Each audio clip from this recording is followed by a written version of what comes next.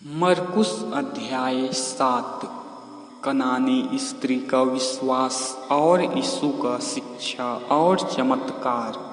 जब फरीसी और कुछ धर्मशास्त्री जो यरूशलेम से आए थे यीशु के आसपास एकत्र हुए, उन्होंने देखा कि उसके कुछ शिष्य बिना हाथ धोए भोजन कर रहे हैं, क्योंकि अपने पुरखों की रीति पर चलते हुए फरीसी और दूसरे यहूदी जब तक सावधानी के साथ पूरी तरह अपने हाथ नहीं धो लेते भोजन नहीं करते, ऐसे ही बाजार से लाए खाने को वे बिना धोए नहीं खाते। ऐसी ही और भी अनेक रूढ़ियाँ हैं जिनका वे पालन करते हैं, जैसे कटोरों, कलशों, तांबे के बर्तनों को मांजना, धोना आदि। इसलिए फरीसियों और धर्मशास्त्रियों ने यीशु से पूछा, तुम्हारे शिष्य पुरखों की परंपरा का पालन क्यों नहीं करते, बल्कि अपना खाना बिना हाथ धोए ही खा लेते हैं। यीशु ने उनसे कहा, यशायाह ने तुम जैसे कपटियों के बारे में ठीक ही भविष्यवाणी की थी, जैसा कि लिखा है, ये मेरा आदर केवल होठों से करते हैं, पर इनके मन मुझसे सदा दूर है। मेरे लिए उनकी उपासना व्यर्थ है, क्योंकि उनकी शिक्षा केवल लोगों द्वारा बनाए हुए सिद्धांत है। तुमने परमेश्वर का आदेश उठाकर एक तरफ रख दिया है और तुम मनुष्यों की परंपरा का सहारा ले रहे हो। उसने उनसे कहा, तुम परमेश्वर के आदेशों को टालने में बहुत चतुर हो गए हो, ताकि तुम अपनी रूढ़ियों की स्थापना कर सको। उदाहरण के लिए मूसा ने कहा, अपने माता पिता का आदर कर, और जो कोई पिता या माता को बुरा कहे उससे निश्चय ही मार डाला जाए। पर तुम कहते हो कि यदि कोई व्यक्ति अपने माता पिता से कहता है कि मेरी जिस किसी वस्तु से तुम्हें लाभ पहुंच सकता था मैंने परमेश्वर को समर्पित कर दी है, तो तुम उसके माता पिता के लिए कुछ भी करना समाप्त कर देने की अनुमति देते हो। इस तरह तुम अपने बनाए रीति रिवाजों से परमेश्वर के वचन को टाल देते हो। ऐसी ही और भी बहुत सी बातें तुम लोग करते हो।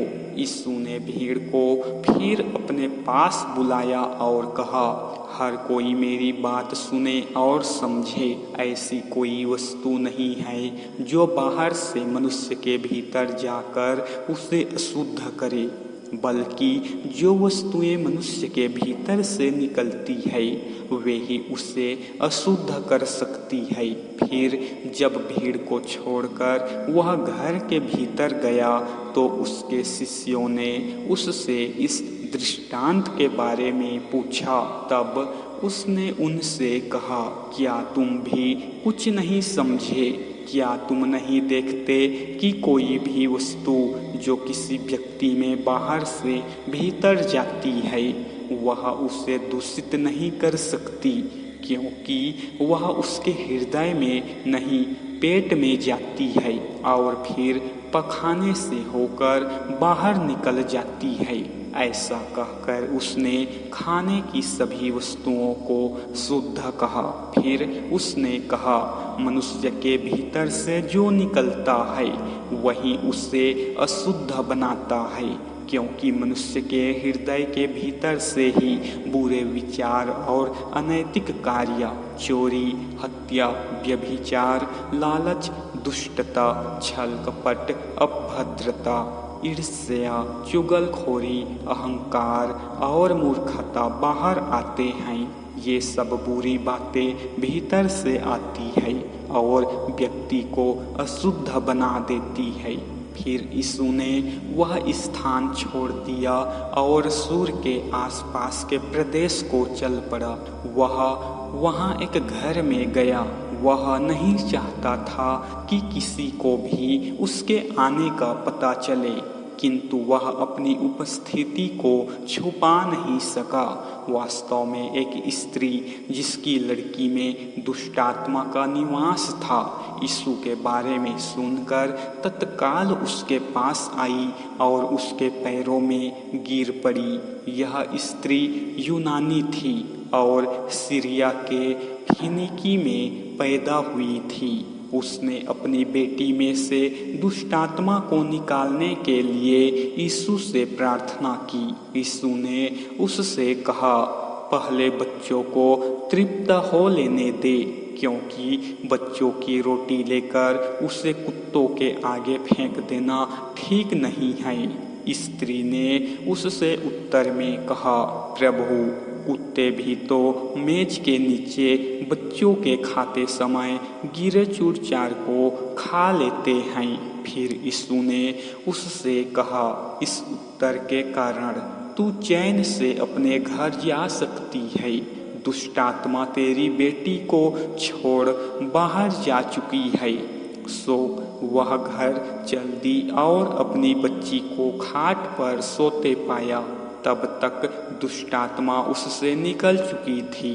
फिर वह सूर के इलाके से वापस आ गया और दिकपुलिस यानी 10 नगर के रास्ते सीदोन होता हुआ झील गलील पहुंचा। वहां कुछ लोग यीशु के पास एक व्यक्ति को लाए जो बहरा था और ठीक से बोल भी नहीं पाता था। लोगों ने यीशु से प्रार्थना की कि वह उस पर अपना हाथ रख दे। यीशु उसे भीड़ से दूर एक तरफ ले गया। यीशु ने अपनी उंगलियां उसके कानों में डाली और फिर उसने थूका और उस व्यक्ति की जीभ छुई। फिर स्वर्ग की ओर ऊपर देखकर गहरी सांस भरते हुए उससे कहा, इफ़फ्ताह, अर्थात खुल जा। और उसके कान खुल गए और उसकी जीभ की गांठ भी खुल गई और वह साफ साफ बोलने लगा। फिर यीशु ने उन्हें आज्ञा दी कि वे किसी को कुछ ना बताएं, पर उसने लोगों को जितना रोकना चाहा, उन्होंने उसे उतना ही अधिक फैलाया। लोग आश्चर्यचकित होकर कहने लगे, यीशु जो करता है भला करता है। यहाँ तक कि वह बहरों को सुनने की शक्ति और गूंगों को बोली देता है। इस प्रकार से प्रभु ने एक और महिमा दिखला दी। दोस्तों, यदि हमारा चैनल गौरव मसीह आप लोगों को अच्छा लगता है तो आप लोग हमारे चैनल को सब्सक्राइब करें, क्योंकि दोस्तों यह उन लोगों के लिए बनाया गया है जो न तो पढ़ सकते हैं और न ही देख सकते हैं और न ही कभी भी पढ़ाई किए हैं। दोस्तों, इस चैनल को अपने मसीही भाइयों के पास अधिक से अधिक शेयर किया करें और चैनल को सब्सक्राइब कर लें। जय मसीह की।